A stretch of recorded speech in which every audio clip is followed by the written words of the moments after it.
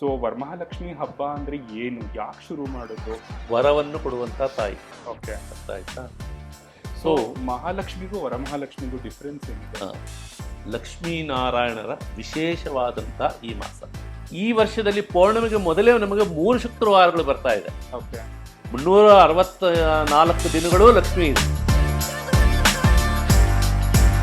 ಎಲ್ರಿಗೂ ನಮಸ್ಕಾರ.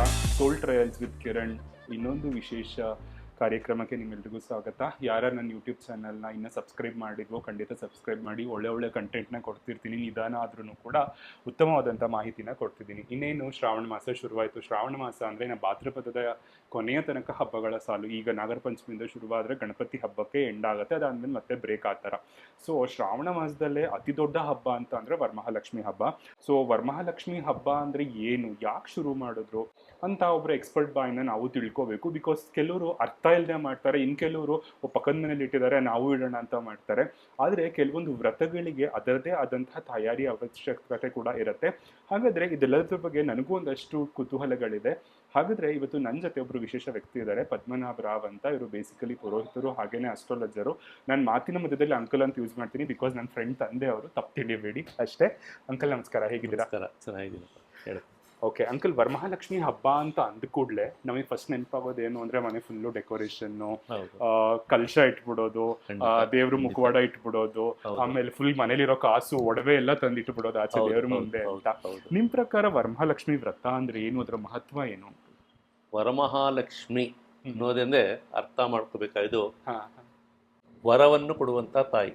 ಓಕೆ, ಅರ್ಥ ಆಯ್ತಾ? ಈ ಲಕ್ಷ್ಮಿಯನ್ನು ಶ್ರಾವಣ ಮಾಸದಲ್ಲಿ ವಿಶೇಷವಾಗಿ ಆಚರಣೆ. ಒಂದೊಂದು ಮಾಸದಲ್ಲಿಯೂ ಒಂದೊಂದು ದೇವರ ಒಂದು ಆರಾಧನೆ ಮಾಡುವಂತಕ್ಕಂಥದ್ದು.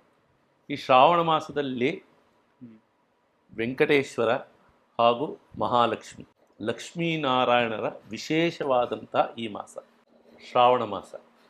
ಈ ಶ್ರಾವಣ ಮಾಸದಲ್ಲಿ ಲಕ್ಷ್ಮಿಯ ಆರಾಧನೆ ಬಹಳ ಪ್ರಾಮುಖ್ಯವಾಗಿರುತ್ತದೆ. ಇದರಲ್ಲಿ ಬರುವ ಪ್ರತಿ ವರ್ಷದಲ್ಲಿಯೂ 4 ಇಲ್ಲ 5 ಶುಕ್ರವಾರಗಳು ಬರುತ್ತೆ. 5 ಶುಕ್ರವಾರಗಳು ಬಹಳ ವಿಶೇಷ ಅಂತ ನಾವು ಹೇಳ್ತೀವಿ. 5 ಬಂದಾಗ ಏನಾಗುತ್ತೆ ಅಂದರೆ, 5 ಶುಕ್ರವಾರಗಳು ಅಂದರೆ ನಮ್ಮ ವ್ರತಗಳಿಗಾಗಲಿ ಪ್ರತಿಯೊಂದಕ್ಕೂ ಬಹಳ ವಿಶೇಷವಾದಂಥ 5 ಸಂಖ್ಯೆ. ಹೌದು, 5 ಬಂದಾಗ ಪಂಚಭೂತಗಳಲ್ಲಿ ಹೇಗೆ 5 ನಾವು ಪಂಚಭೂತಗಳು ಅಂತ ಹೇಳ್ತೀವೋ, ಈ 5 ಶುಕ್ರವಾರಗಳು ಬಂದ ವರ್ಷಗಳಲ್ಲಿ ಅತಿ ಉನ್ನತವಾದಂಥದ್ದು 5 ವಾರ ಶುಕ್ರವಾರದ್ದು. ಸೊ ಪ್ರತಿ ವರ್ಷವೂ 4 ಬರುತ್ತದೆ. 3 ವರ್ಷದಲ್ಲಿ ಒಂದು ಸಲ 4 ರಿಂದ 5 ಶುಕ್ರವಾರಗಳು ಬರುತ್ತೆ. ಸೊ ಈ ವರಮಹಾಲಕ್ಷ್ಮಿ ಅನ್ನೋದು ಒಂದು ಲಕ್ಷ್ಮಿಯ ಒಂದು ವರಪೂಜೆ ಅಷ್ಟೇ. ಓಕೆ, ಲಕ್ಷ್ಮೀ ದೇವರ ಒಂದು ವ್ರತ. ಈ ವ್ರತವನ್ನು ನಮಗೆ ಶಿವನು ಪಾರ್ವತೀ ದೇವಿಗೆ ಹೇಳಿ ಶೌಕನಾದಿ ಮಹಾಮೂಲಕ ಈ ವ್ರತವನ್ನು ಆಚರಿಸಿದ್ದಾರೆ. ಓಕೆ, ಸೊ ಮಹಾಲಕ್ಷ್ಮಿಗೂ ವರಮಹಾಲಕ್ಷ್ಮಿಗೂ ಡಿಫ್ರೆನ್ಸ್ ಏನಿದೆ? ಮಹಾಲಕ್ಷ್ಮಿ ಅನ್ನೋದು ನಮ್ಮಲ್ಲಿ ಹೇಳುವಂಥ ತ್ರಿಮೂರ್ತಿ ದೇವತೆಗಳೇ. ಮಹಾಕಾಳಿ, ಮಹಾಲಕ್ಷ್ಮಿ, ಮಹಾಸರಸ್ವತಿ ಎಲ್ಲ ದೇವತೆಗಳು ಸೇರೋದು ಒಂದೇ 3 ಅವತಾರಗಳಲ್ಲಿ ಇರುತ್ತದೆ. ಮಹಾಲಕ್ಷ್ಮಿ, ಮಹಾದುರ್ಗೆ, ಮಹಾಸರಸ್ವತಿ 3 ಜನ ಒಂದೇ.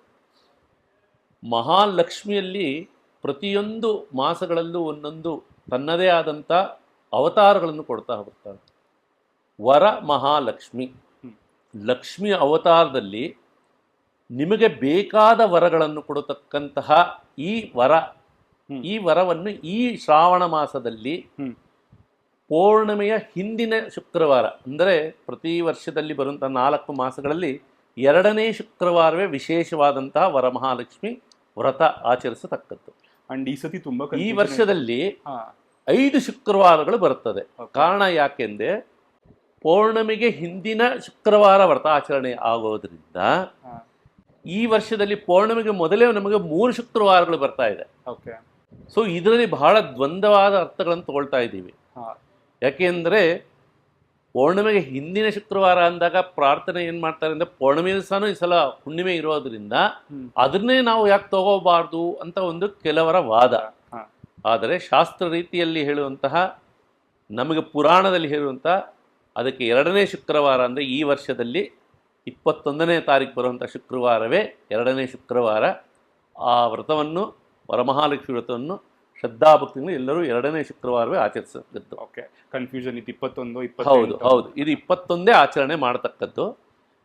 5ನೇ ಶುಕ್ರವಾರ ಕಾರಣ ಯಾಕೆ ಅಂದರೆ ಈ ಸಲ ಅಮಾವಾಸ್ಯೆ ಬರುತ್ತೆ. ಹಾ, ಸೊ 5 ಶುಕ್ರವಾರಗಳು ಶ್ರಾವಣ ಮಾಸವಾದರೂ ಇಲ್ಲಿ ಪ್ರಾಮುಖ್ಯವಾಗಿ 2ನೇ ಶುಕ್ರವಾರ 21ನೇ ತಾರೀಕೆ ಇರೋದ್ರಿಂದ 21ನೇ ತಾರೀಕು ವರಮಹಾಲಕ್ಷ್ಮಿ ವಚನ ಆಚರಣೆ ಸಿಗ್ತದೆ. ಓಕೆ ಹಾಗೆ ಅಂಕಲ್, ಇವಾಗ 5 ಶುಕ್ರವಾರ ಬರುತ್ತೆ ಅನ್ಕೊಳ್ಳಿ, ಏನೋ ಒಂದು ಪ್ರಾಬ್ಲಮ್ ಆಗುತ್ತೆ, 2ನೇ ಶುಕ್ರವಾರ ವರಮಹಾಲಕ್ಷ್ಮಿ ಹಬ್ಬ ನಾವು ಮಾಡಕ್ ಆಗದೇ ಇಲ್ಲ ಅಂದ್ರೆ ಈ 5 ಶುಕ್ರವಾರದಲ್ಲಿ ಯಾವತ್ತಾರು ಒಂದಿನ ಮಾಡ್ಬೋದಾ? ಖಂಡಿತವಾಗ್ಲೂ ಮಾಡಬಹುದು. ಹೇಗೆ ಅಂದರೆ 2ನೇ ಶುಕ್ರವಾರ ವ್ರತವಾದ ಮೇಲೆ 3ನೇ ಶುಕ್ರವಾರ ಆಗಲಿ 4ನೇ ಶುಕ್ರವಾರದಲ್ಲಾಗಲೂ ವ್ರತವನ್ನು ಆಚರಿಸ್ತಕ್ಕದ್ದು. ಅದರಲ್ಲಿ ಯಾವುದೇ ವಿಧವಾದಂಥ ವ್ರತಾಚರಣೆಗಳಲ್ಲಿ ದೋಷವಿಲ್ಲ. ಓಕೆ 2 ಮತ್ತು 3 ಮತ್ತು 4 ಆಚರಣೆ ಆಗದಿದ್ದ ಪಕ್ಷದಲ್ಲಿ ಮುಂದೆ ಬರುವಂತಹ ನಮಗೆ ನಮ್ಮ ಆಶ್ವೀಜ ಮಾಸದಲ್ಲಿ 10 ದಿನಗಳ ದಸರಾ ಶಕ್ತಿ ದೇವತೆ ದುರ್ಗಾ ಪರಮೇಶ್ವರ ಆರಾಧನೆ ಸಮಯದಲ್ಲಿ ಈ 10 ದಿನಗಳ ದಸರಾ ಹಬ್ಬಗಳ ಸಮಯ 10 ದಿನಗಳಲ್ಲಿ ನಡೆಯತಕ್ಕಂತಹ ಸಮಯದಲ್ಲಿ ಯಾವತ್ತು ಬೇಕಾದ್ರೂ ವ್ರತವನ್ನು ಮಾಡ್ಕೋಬಹುದು. ಓಕೆ ವ್ರತವನ್ನು ಎಂದಿಗಾದ್ರೂ ಆಗಬಹುದು. ಓಕೆ ಅಂಕಲ್, ಇನ್ನೊಂದೇನು ಅಂದರೆ ನಾವು ತುಂಬ ಚಿಕ್ಕವರಿದ್ದಾಗ ನಾವು ನೋಡಿರೋದು ನಮ್ಮ ಅಜ್ಜಿ ತಾತ ಎಲ್ಲ ಹೇಳ್ತಿದ್ದು ಏನಂದ್ರೆ, ಕೆಲವ್ರ ಮನೇಲಿ ಮಾತ್ರ ವ್ರತ ಇದ್ದವ್ರು ಮಾತ್ರ ಕಳಶ ಇಟ್ಟು ಮಾಮೂಲಿ ಗಣಪತಿ ಹಬ್ಬ ವ್ರತ ಮಾಡ್ದಂಗೆ ಮಾಡೋರು, ಇನ್ನು ಕೆಲವರು ಬರೀ ಫೋಟೋ ಪೂಜೆ ಮಾಡೋರು ಅಷ್ಟೇ. ಈಗ ಎಲ್ಲರೂ ಮಹಾಲಕ್ಷ್ಮಿ ವ್ರತವನ್ನ ಮಾಡ್ತಾರೆ. ನೀವು ನೋಡ್ಬೋದು, ರಾಶಿ ರಾಶಿ ಹೂವು ತಂದು ಡೆಕೋರೇಷನ್ ಮಾಡಿ ರಾತ್ರಿನೇ ಕಳಶ ಇಟ್ಬಿಟ್ಟು ಅದ್ರ ಮುಂದೆ ಎಲ್ಲಾ ಥರದ ಸ್ವೀಟ್ಸು ಇಟ್ಬಿಟ್ಟು ಬೆಳಗ್ಗೆ ಊದ್ಗಡ್ಡಿ ಮಂಗಳಾರತಿ ಹಚ್ತಾರೆ. ಆ್ಯಕ್ಚುಲಿ ಕರೆಕ್ಟಾಗಿ ಯಾವ ರೀತಿ ವ್ರತ ಮಾಡಬೇಕು, ವರಮಹಾಲಕ್ಷ್ಮಿ ವ್ರತವನ್ನ ಎಲ್ಲ ವರ್ಗದವರು ಮಾಡ್ಬೋದಾ ಅಂತ? ನೋಡಿ, ದೇವರು ಸಮಾನಾಗಿದ್ದಾನೆ ಎಲ್ಲರಿಗೂ. ಇಲ್ಲಿ ದೇವರಲ್ಲಿ ಯಾವುದೇ ರೀತಿಯ ಜಾತಿ ಭೇದಗಳು ಎಲ್ಲೂ ಇಲ್ಲ. ಹಿಂದೆ ಕಾಲದಲ್ಲಿ ಏನಾಗ್ತಾ ಇತ್ತು ಅಂದಾಗ, ಈ ಸಂಸ್ಕಾರ ಅನ್ನೋ ಒಂದು ವಿಧಾನದಲ್ಲಿ ಕೆಲವೊಂದು ಪಂಗಡದವರು ಮಾತ್ರ ಈ ಸಂಸ್ಕಾರವನ್ನು ಆಚರಣೆ ಮಾಡ್ತಾ ಇದ್ರು. ಇನ್ನೊಂದು ಕೆಲವರು ಪಂಗಡದವರು ಸಂಸ್ಕಾರವನ್ನು ಬಿಟ್ಟಿದ್ರು. ಕಾಲಕ್ರಮೇಣ ಕಾಲ ಬದಲಾದಂಗೆ ಪ್ರತಿಯೊಬ್ಬರು ಸಂಸ್ಕಾರವಾಗ್ತಾ ಇರೋದ್ರಿಂದ ಎಲ್ಲರಿಗೂ ಅವರದೇ ಆದಂಥ ಆಸೆ ಆಕಾಂಕ್ಷೆಗಳನ್ನು ಪರಿಪೂರ್ಣ ಮಾಡಿಕೊಳ್ಳಿಕ್ಕೆ ಈ ತಾಯಿಯ ಒಂದು ವರವನ್ನು ಕೇಳೋದ್ರಲ್ಲಿ ಯಾವುದೇ ಸಂದೇಹವಿಲ್ಲದೆ ಪ್ರಾಪ್ತಿಯಾಗುತ್ತೆ. ಹಾಗೂ ಈ ವ್ರತಾಚರಣೆಗಳನ್ನು ಪ್ರತಿಯೊಬ್ಬರೂ ಆಚರಿಸ್ತಕ್ಕದ್ದು. ಆದರೆ ಇದರದೇ ಆದಂಥ ಒಂದು ವೈಶಿಷ್ಟ್ಯತೆ ಇದೆ, ಕೆಲವೊಂದು ಮಾರ್ಗಗಳಿದೆ. ಆ ಮಾರ್ಗದಲ್ಲಿ ಆಚರಿಸಿದ್ರೆ ಅದು ಪೂರ್ಣ ಫಲ ಸಿಗುತ್ತೆ. ನೀವು ಅಲಂಕಾರ ಮಾಡಿ ಸುಮ್ಮನೆ ಕಡ್ಡಿ ಕರ್ಪೂರ ಹಚ್ಚಿದ ಕೂಡಲೇ ದೇವ್ರ ಪೂಜೆ ಆಗಿದೆ ಅನ್ನೋದು ನಿಮ್ಮ ಮನಸ್ಸಿಗೆ ಆನಂದ ಬಿಟ್ಟರೆ, ಹೌದು, ಇದೆಲ್ಲ ಅವರವರ ಇದು. ಬಟ್ ಅದು ಅಲ್ಲ, ಶಾಸ್ತ್ರ ರೀತಿಯೇ ಅದಲ್ಲ. ಶಾಸ್ತ್ರ ರೀತಿಯಲ್ಲಿ ಅದರದೇ ಆದಂಥ ಒಂದು ವ್ರತದ ಒಂದು ನಿಯಮ ಇದೆ. ಆ ವ್ರತ ನಿಯಮವನ್ನು ಹಾಗೆ ಎಲ್ಲರೂ ಆಚರಿಸಿದರೆ ಅದರ ಒಂದು ಪೂರ್ಣ ಫಲ. ಸೊ ಆದ್ದರಿಂದ ಅದಕ್ಕೆ ಆದಂತಹ ಒಂದು ವ್ರತವನ್ನು ಸಂಪೂರ್ಣವಾಗಿ ಆಚರಿಸಿ. ನೀವು ಪಾಪ ಕಷ್ಟಪಟ್ಟು ಎಲ್ಲ ಅಲಂಕಾರ ಮಾಡ್ತೀರಾ, ಎಲ್ಲ ಮಾಡ್ತೀರಾ, ದೇವ್ರನ್ನ ಕೂಡಿಸಿರ್ತೀರಾ, ಎಲ್ಲ ಮಾಡ್ತೀರಾ, ಸೀರೆ ಉಡಿಸ್ತೀರಾ, ಹಣ್ಣುಗಳು ಹಂಪಲುಗಳು ಅಡುಗೆ ಎಲ್ಲ ಮಾಡ್ತೀರಾ. ಆದರೆ 2 ಕಡ್ಡಿ ತೋರಿಸ್ಬಿಟ್ಟು ಲಕ್ಷ್ಮೀ ಬಾ ಅಂದರೆ ಹೇಗೆ ಬರ್ತಾಳೆ?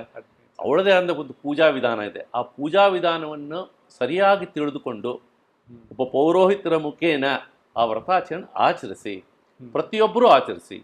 ಅದರಿಂದ ಎಲ್ಲರಿಗೂ ಪೂರ್ಣ ಫಲ ಇದೆ. ಇದು ವರ ಮಹಾಲಕ್ಷ್ಮಿ.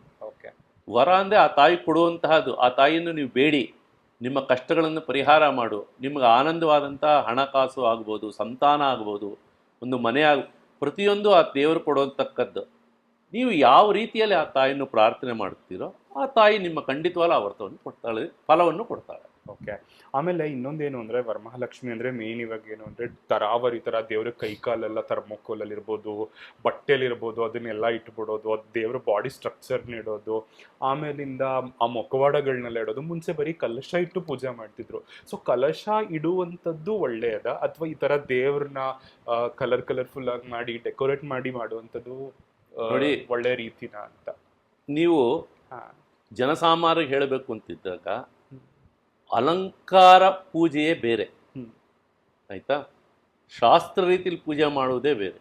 ಯಾವಾಗಲೂ ಇದಕ್ಕೆ ಒಂದು ಕಳಶವನ್ನು ಇಟ್ಟು ಕಳಶದ ಒಳಗೆ 5 ಹಿಡಿ ಅಕ್ಕಿ, ಆ ಬಳಿಕ ದ್ರಾಕ್ಷಿ, ಗೋಡಂಬಿ, ಬಾದಾಮಿ, ಖರ್ಜೂರ, ಕಲ್ಲು ಸಕ್ಕರೆ, 5 ಕಾಯಿನ್, ಈ ದಕ್ಷಿಣೆ ಇದನ್ನು ಹಾಕಿ ಕಳಶದ ಒಳಗೆ ಒಂದು ಚಿಕ್ಕದಾದಂಥ ಲೋಟದಲ್ಲಿ ಗಂಗೆ ನೀರನ್ನು ಇಟ್ಟು ಆ ಕಳಶದ ಒಳಗೆ ಇಟ್ಟು ಅದಕ್ಕೆ ಮಾವಿನ ಸೊಪ್ಪು ಮತ್ತು ವಿಳ್ಳೆದೆಲೆ, 5 ವಿಳ್ಳೆದೆಲೆ, 5 ಮಾವಿನ ಸೊಪ್ಪನ್ನು ಇಟ್ಟು ಅದರ ಮೇಲೆ ಒಂದು ತೆಂಗಿನಕಾಯಿ ಇಟ್ಟು ಆ ತೆಂಗಿನಕಾಯಿಗೆ ಕುಂಕುಮದಲ್ಲಿ ಒಂದು ಅಲಂಕಾರವನ್ನು, ಅರಿಶಿಣ ಮತ್ತು ಕುಂಕುಮದ ಅಲಂಕಾರ ಮಾಡಿ ಅದಕ್ಕೆ ಒಂದು ಹೂವಿನ ಹಾರವನ್ನು ಹಾಕಿ ಆ ಬಳಿಕ ಗಣಪತಿಯ ಪೂಜೆ. ಯಾವುದೇ ಕೆಲಸವನ್ನು ಮಾಡಬೇಕಾದ್ರೆ ಮೊದಲು ಸಂಕಲ್ಪ ಮಾಡಿಕೊಳ್ಬೇಕು.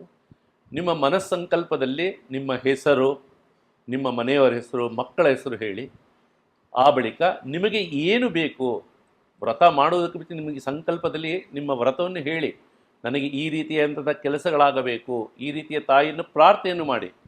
ನಾವು ಮಂತ್ರದಲ್ಲೇ ಹೇಳಬೇಕು ಅಂತಿಲ್ಲ. ನೀವು ಹೇಗೆ ಮಾತಾಡ್ತೋ ಆ ತಾಯಿನ ಹಾಗೇ ಮಾತಾಡಿ, ಹಾಗೆ ಕೇಳಿ, ನಿಮ್ಮ ವರವನ್ನು ಕೇಳಿ ಈ ಪೂಜೆಯನ್ನು ಮಾಡ್ತಾ ಇದ್ದೇನೆ, ಈ ಪೂಜೆಯಿಂದ ಈ ಫಲವನ್ನು ನಾನು ಅಪೇಕ್ಷಿಸುತ್ತಿದ್ದೇನೆ ಅಂತ ಕೇಳಿ ಆ ಬಳಿಕ ಯಾವುದೇ ಕೆಲಸ ಮಾಡಬೇಕು ಗಣಪತಿಯ ಪೂಜೆ, ನಿರ್ವಿಘ್ನವಾಗುವಂಥ ಪೂಜೆಗೆ ಗಣಪತಿಯ ಪೂಜೆಯನ್ನು ಮಾಡಿ ಬಳಿಕ ಆ ತಾಯಿಯ ಒಂದು ಸಂಕಲ್ಪಪೂರ್ವಕವಾದಂಥ ಪ್ರಾಣ ಪ್ರತಿಷ್ಠಾಪನೆಯನ್ನು ಮಾಡಿ ಆ ದೇವರಿಗೆ ಆ ಕಳಶಕ್ಕೆ ಪೂಜೆಯನ್ನು ಮಾಡಿದರೆ ಅದು ಪೂರ್ಣವಾದಂಥ ಪೂಜೆ.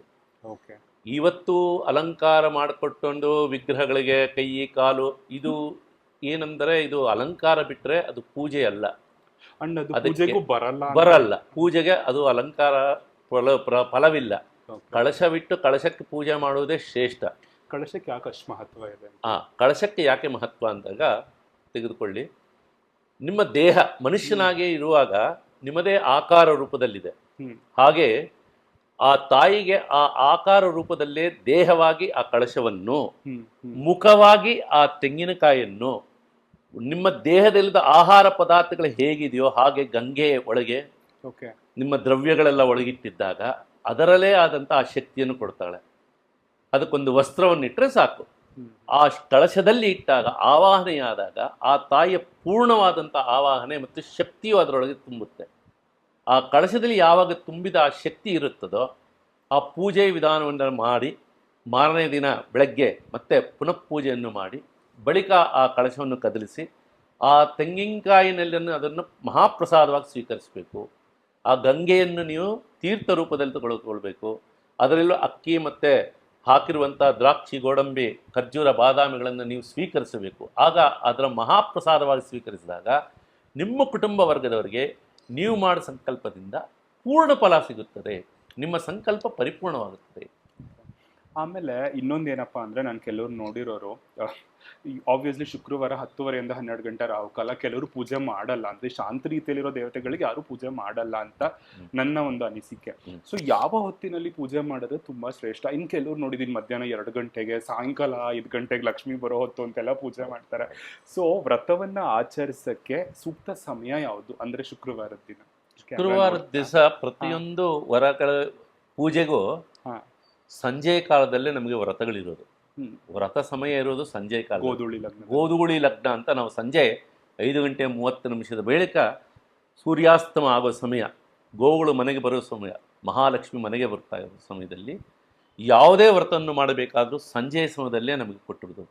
ಅಂದರೆ ಇವತ್ತು ದೇಹ ಕಾಲ ಪರಿಸ್ಥಿತಿಯಿಂದ ಏನಾಗ್ತಾ ಇದ್ದೇವೆ, ಬ್ರಾಹ್ಮಿ ಮುಹೂರ್ತದಲ್ಲೂ ಕೂಡ ವ್ರತವನ್ನು ಮಾಡ್ಬೋದು. ಬೆಳಗಿನ ಜಾವ ಬೆಳಗ್ಗೆ 5:30 ಬೆಳಗ್ಗೆ 10 ಗಂಟೆಯವರೆಗೆ ಎಲ್ಲ ವ್ರತಗಳನ್ನು, ಯಾವುದೇ ಶುಭ ಕಾರ್ಯಗಳನ್ನು ಮಾಡ್ಕೋಬೋದು. ಆದರೆ ವ್ರತಗಳಿಗೆ ಯಾವುದೇ ಕಾಲದಂತಹ ರಾಹುಕಾಲ ಆಗಲಿ ಬೇರೆ ಯಾವುದು ಅದಕ್ಕೆ ತೊಂದರೆ ಇಲ್ಲ. ರಾಹುಕಾಲ ಆಗಲಿ ಯಮಗಂಡಕ ಇವೆಲ್ಲವೂ ನಮಗೆ ಸಂಬಂಧಪಡುತ್ತೇವೆ, ದೇವರಿಗೆ ಯಾವುದೇ ವಿಧವಾದಂಥ ಕಾಲಘಟ್ಟಗಳಿಲ್ಲ. ಆದ್ದರಿಂದ ನಮ್ಮ ವ್ರತವನ್ನು ಆಚರಣೆ ಮಾಡೋದ್ರಲ್ಲಿ ಯಾವುದೇ ರೀತಿಯ ದೋಷಗಳಿಲ್ಲ. ಈಗಿನ ಸಮಯದ ಪ್ರಕಾರವಾಗಿ ಬೆಳಗಿನ ಸಮಯದಲ್ಲೂ ಮಾಡಬಹುದು, ಸಂಜೆಯ ಸಮಯದಲ್ಲೂ ಮಾಡ್ಕೋಬಹುದು. ಸಂಜೆಯ ಸಮಯ ಮಾಡಬೇಕಾದಾಗ ಬೆಳಗಿನ ಉಪವಾಸವಿದ್ದು ಸಂಜೆಯ ವ್ರತವನ್ನು ಮಾಡಬೇಕಾಗತ್ತೆ. ದೇಹ ಪರಿಸ್ಥಿತಿ ಇಲ್ಲದೆ ಇರೋದ್ರಿಂದ ಬೆಳಗ್ಗೆ ನೀವು ವ್ರತವನ್ನು ಮಾಡಿಕೊಂಡು ಆಹಾರ ಸ್ವೀಕರಿಸಿ ವ್ರತವನ್ನು ಮಾಡೋದು ಉತ್ತಮ ಅಂತ ನಾವು ಹೇಳ್ತೀವಿ. ಓಕೆ. ಆಮೇಲೆ ಇನ್ನೊಂದು ಏನೋ ಕೆಲವರು ನೋಡಿದ್ದೀನಿ, ಈ ಅಂಗಡಿಗಳಿಂದ ಸ್ವೀಟ್ಸ್ ಎಲ್ಲ ತಂದುಬಿಟ್ಟು ದೇವ್ರ ಮುಂದೆ ಇಡೋದು, ಅದೆಲ್ಲ. ಲಕ್ಷ್ಮಿಗೆ ಪ್ರಿಯವಾದ ಖಾದ್ಯ ಯಾವುದು ನೈವೇದ್ಯ ಮಾಡೋಕ್ಕೆ, ಅಂಡ್ ಅವ್ರಿಗೆ ಪ್ರಿಯವಾದ ಹೂಗಳು ಯಾವುದು ಪೂಜೆ ಮಾಡೋಕ್ಕೆ ಅಂತ? ಇಲ್ಲಿ ಲಕ್ಷ್ಮೀ ದೇವರಿಗೆ ಬಹಳ ಪ್ರಿಯವಾದದ್ದು ಶಾಲ್ಯಾನ್ನ. ಶಾಲ್ಯಾನ್ನ ಬಿಟ್ಟರೆ ಹಣ್ಣುಗಳು, ಡ್ರೈ ಫ್ರೂಟ್ಸು, ಹೆಸರುಬೇಳೆ ಮತ್ತು ಪಾನಕ, ಇದು ಶ್ರೇಷ್ಠವಾದಂಥದ್ದು. ನೀವು ತಿಂಡಿ ತಿನಿಸುಗಳು ಹೊರಗಡೆ ಮಾಡಿ ತಂದಿರೋದು ಅದೆಲ್ಲ ಶ್ರೇಷ್ಠತೆ ಬರೋದಿಲ್ಲ. ನಿಮ್ಮ ಅಲಂಕಾರ ರೂಪದಲ್ಲಿ ಇಟ್ಕೊಳ್ಳೋದು ನಮಗೆ ಅಭ್ಯಂತರ ಇಲ್ಲ. ಆದರೆ ಮಹಾ ನೈವೇದ್ಯವಾಗಿ ಇಡಬೇಕು ಅಂತಿದ್ದಾಗ ತಾಯಿಗೆ 5 ರೀತಿಯಲ್ಲಿ ಅನ್ನಗಳನ್ನು ಮಾಡಿಕೊಂಡು ಮಹಾ ನೈವೇದ್ಯವನ್ನು ಮನೆಯಲ್ಲೇ ನೀವು ತಯಾರು ಮಾಡಿ ಅದು ಬೆಳಗ್ಗೆ ಎದ್ದೇ ಮಾಡಬೇಕು. ರಾತ್ರಿ ಮಾಡುವಂಥ ಪದಾರ್ಥಗಳು ನಿಷೇಧ. ಹಣ್ಣುಗಳನ್ನು ಮಾತ್ರ ನೀವು ಇಡುಬಿಟ್ಟು ನೈವೇದ್ಯ ಮಾಡ್ಬೋದು. ಅಡಿಗೆ ನೈವೇದ್ಯ ಅಂದರೆ ಬೆಳಗ್ಗೆ ಶುಭ್ರವಾಗಿ ನೀವು ಎದ್ದು ಸ್ನಾನ ಮಾಡಿ ಮಡಿಯಲ್ಲಿ ಮಾಡಿ ಆ ತಾಯಿಗೆ ನೈವೇದ್ಯವನ್ನು ಇಟ್ಟರೆ ಅದು ಶುಭ್ರತೆ. ನೀವು ಹೊರಗಿನಿಂದ ತಂದ ಪದಾರ್ಥಗಳಾಗಲಿ ತೈಲವರ್ಜಿತ ಪದಾರ್ಥಗಳಾಗಲಿ ಅದು ವೆಜ್ಜ. ನಾವು ಅದನ್ನು ಉಪಯೋಗಿಸುವುದು ಒಳ್ಳೆಯದಲ್ಲ. ಓಕೆ. ಆಮೇಲೆ ಹೂಗಳು ಯಾವ ಥರದ್ದು? ಲಕ್ಷ್ಮಿಗೆ ಪ್ರಿಯವಾದದ್ದು ಮಲ್ಲಿಗೆ, ಸಂಪಿಗೆ, ಶಾವಂತಿಗೆ. ನಿಮಗೆ ಅನುಕೂಲಕ್ಕೆ ಆ ದಿನದಲ್ಲಿ ಸಿಗುವಂಥ ಹೂವುಗಳು ಯಾವುದು ಸಿಗುತ್ತದೋ ಎಲ್ಲ ರೀತಿಯ ಹೂಗಳಿಂದ ಅಲಂಕಾರವನ್ನು ಮಾಡಿ ನಿಮ್ಮ ಶ್ರದ್ಧಾ ಮತ್ತು ಭಕ್ತಿಯಿಂದ ಪೂಜೆ ಮಾಡಿ. ಆದ್ದರಿಂದ ಶ್ರದ್ಧೆ ಮತ್ತು ಭಕ್ತಿ. ಶ್ರದ್ಧೆ ಇಲ್ಲದ ಪೂಜೆ ಸ್ಟ್ಯಾಂಪ್ ಇಲ್ಲದ ಪೋಸ್ಟ್ ಕಾರ್ಡ್ ಇದ್ದಂಗೆ. ಎಕ್ಸಾಕ್ಟ್ಲಿ. ಭಕ್ತಿಯಿಂದ ಪೂಜೆ ಮಾಡಿದ ಪೂಜೆ ಟೆಲಿಗ್ರಾಮ್ ಇದ್ದಂಗೆ. ಶ್ರದ್ಧಾ ಭಕ್ತಿಯಿಂದ ಮಾಡಿದ ಪೂಜೆ ಟೆಲಿಸ್ಕೋಪ್ ಇದ್ದಂಗೆ. ನೀವು ಶ್ರದ್ಧೆ ಮತ್ತು ಭಕ್ತಿ ಎರಡು ಮನಸ್ಪೂರ್ವಕವಾಗಿ ಮಾಡಿದ್ರೆ ಟೆಲಿಸ್ಕೋಪಲ್ಲಿ ನೀವು ಹೇಗೆ ಈ ದಿನ ಪ್ರತಿಯೊಂದು ನೋಡುತ್ತಿದ್ದರೋ ಅಷ್ಟು ಪೂರ್ಣವಾದಂಥ ಫಲ ಆ ತಾಯಿಯಿಂದ ಅನುಗ್ರಹ ಆಗುತ್ತೆ. ಓಕೆ. ಆಮೇಲೆ ಮಡಿಯಿಂದ ಮಾಡಬೇಕು, ಶುಭ್ರವಾಗಿ ಮಾಡಬೇಕು ಅಂತ ಹೇಳಿದ್ರಿ. ಉಪವಾಸದಿಂದ ಇದ್ದು ಮಾಡಬೇಕು ಅಂದರೆ ದೇಹ ದಂಡಿಸ್ಬೇಕು ಅಂತ. ಸೊ ಬೇಸಿಕಲಿ ಕೆಲವರು ಏನು ಮಾಡ್ತಾರಪ್ಪ ಅಂದರೆ, ನಾನು ನೋಡಿದ್ದೀನಿ, I am not talking about the dressing sense. ಕೆಲವರಿಗೆ ನಮ್ಮ ಭಾರತೀಯ ರೀತಿಯಲ್ಲಿ ಸೀರೆ ಉಟ್ಕೋಬೇಕು ಹೆಣ್ಮಕ್ಳಾದರೆ, ಗಂಡು ಮಕ್ಕಳಾದರೆ ಒಂದು ಪಂಚೆ ಶಲ್ಯವನ್ನು ಉತ್ತರೀಯವನ್ನು ಧರಿಸಿ ಪೂಜೆ ಮಾಡಬೇಕು, ಅದು ಯಾವ ಜಾತಿಯೇ ಆಗಿರಬಹುದು ಅಂತ. ಕೆಲವರು ಒಂದು ನಾರ್ಮಲ್ ಬರ್ಮುಡಾನಿಕರು ಟೀ ಶರ್ಟ್ ಹಾಕೊಂಡು ಪೂಜೆ ಮಾಡ್ತಾರೆ. ಸೊ ಆ ಥರದ್ದೆಲ್ಲ ಮಾಡಬಹುದಾ, ಇಲ್ಲ ಇದಕ್ಕೆ ಅಂತಾನೆ ಡ್ರೆಸ್ ಕೋಡ್ ಇದೆಯಾ ಅಂತ ಪೂಜೆ ಮಾಡೋಕ್ಕೆ? ನೋಡಿ, ಈ ಡ್ರೆಸ್ ಕೋಡ್ ಅನ್ನೋದು ಯಾವ ರೀತಿ ಇದೆ ಅಂದರೆ, ಒಂದೊಂದು ಭಾಗದಲ್ಲಿಯೂ ಈಗ ದಕ್ಷಿಣ ಭಾಗಕ್ಕೆ ಬಂದಾಗ ನಾವು ಪಂಚೆ ಮತ್ತು ಶಲ್ಯ ಹೊದ್ದುಕೊಂಡು ಮಾಡುವಂಥ ನಿಯಮ ದಕ್ಷಿಣ ಸಂಪ್ರದಾಯ. ಕಾರಣ ಇದು ಕರ್ಮಭೂಮಿ. ಸೊ ಕರ್ಮಭೂಮಿಯಲ್ಲಿರುವಾಗ ನಾವು ಇದೇ ವ್ರತಗಳನ್ನಾಗಲಿ ಯಾವುದೇ ಪೂಜೆಯನ್ನಾಗಲಿ ನಮ್ಮ ವ್ರತಗಳನ್ನು ಇದೇ ರೀತಿ ಆಚರಿಸಬೇಕು. ಉತ್ತರ ಭಾಗದಲ್ಲಿ ಬಂದಾಗ ಅವರು ಬಟ್ಟೆ ಪೂರ್ಣವಾಗಿ ಧರಿಸ್ಕೊಂಡೇ ಪೂಜೆ ಮಾಡತಕ್ಕದ್ದು. ಅವರ ಪೂಜಾ ವಿಧಾನವೇ ಬೇರೆ, ನಮ್ಮ ಪೂಜಾ ವಿಧಾನವೇ ಬೇರೆ. ನಾವು ಯಾವ ಸ್ಥಳದಲ್ಲಿ ಇದ್ದೀವಿ, ಯಾವ ಊರಿನಲ್ಲಿದ್ದೀವಿ, ಆ ಊರಿನಲ್ಲಿರುವಂಥ ಪದ್ಧತಿಯ ಪ್ರಕಾರವಾಗಿ ನಾವು ವ್ರತವನ್ನು ಮಾಡ್ಕೋಬೇಕಾಗಿದೆ. ಆ ಸ್ಥಳದಲ್ಲೇ ಮಾಡಬೇಕು. ಅದಕ್ಕೆ ಮಡಿ ಅನ್ನೋದ್ರ ಅರ್ಥ ಇಷ್ಟೇ, ಶುಭ್ರವಾದ ವಸ್ತ್ರಗಳನ್ನು ಧರಿಸ್ಕೊಳ್ಳಿ. ಅವರವರ ಪದ್ಧತಿಗಳು ಅವರವರು ಇದು ಅಂತ ಆ ಶುಭ್ರವಾದ ವಸ್ತ್ರಗಳನ್ನು ಧರಿಸ್ಕೊಂಡು ಆ ತಾಯಿಯನ್ನು ಶ್ರದ್ಧಾಭಕ್ತಿಯಿಂದ ಆಚರಿಸಿದ್ರೆ ಸಾಕು. ವಸ್ತ್ರಾಧಾರಣೆ ಹೀಗೆ ಆಗಬೇಕು ಅಂತ ಎಲ್ಲೂ ಇಲ್ಲ. ಆಯಾ ಸ್ಥಳಗಳು ಮತ್ತು ಆ ಜಾಗದಲ್ಲಿರುವಂಥ ವ್ರತಗಳು ಅದನ್ನು ಎಲ್ಲರೂ ಪ್ರತಿಪಾದನೆ ಮಾಡಲೇಬೇಕು.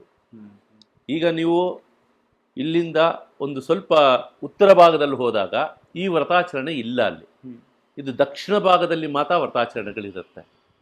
ಸೊ ಇಲ್ಲಿ ವ್ರತ ಇದ್ದಂಗೆ ನಮ್ಮ ದಕ್ಷಿಣ ಭಾಗದಲ್ಲೇನೆ ನಮ್ಮ ಕರ್ನಾಟಕದಲ್ಲಿ ಮತ್ತು ಆಂಧ್ರ ಪ್ರದೇಶದಲ್ಲಿ ತಮಿಳುನಾಡಲ್ಲಿ ವ್ರತ ಮಾಡೋದಿಲ್ಲ.